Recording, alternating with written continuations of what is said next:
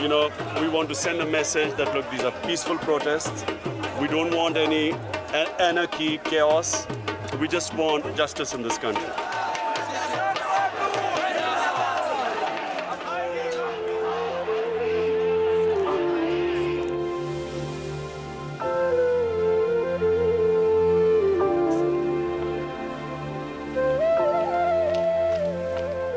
Later that day, I find my way up to Imran's retreat, high above the city.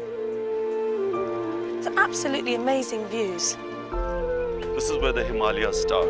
This is one of the loveliest houses I've ever seen, and with a panoramic view over the political turmoil below.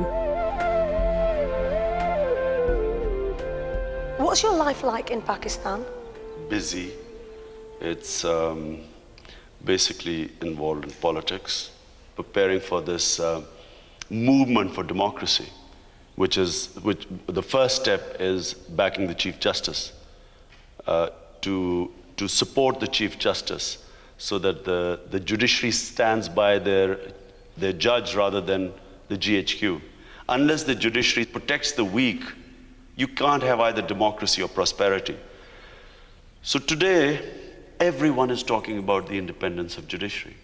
So I think that is the key. Once you have an independent judiciary, only then you can have free and fair elections. I have never been more optimistic about Pakistan's political future as now.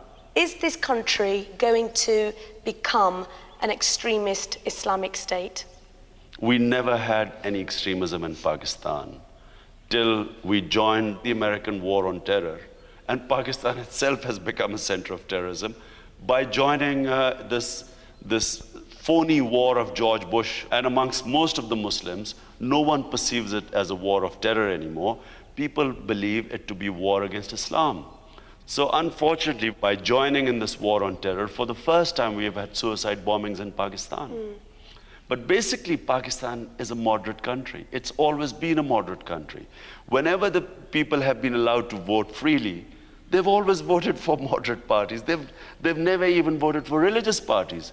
So to be branded as a sort of extremist state is just so awful for us. So, is democracy just around the corner in Pakistan? One man down there in the city knows better than most of us, but is he going to tell us? President Musharraf. Pakistan's had over 32 years of military rule.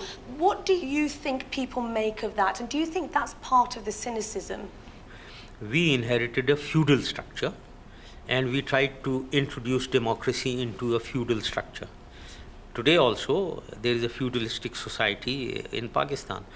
And therefore, we had to tailor our democracy according to our needs.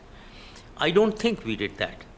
Therefore, every time there was a failure and martial laws, civil government alternating. So let's understand ourselves and where we are going and be happy and project it that way to the world.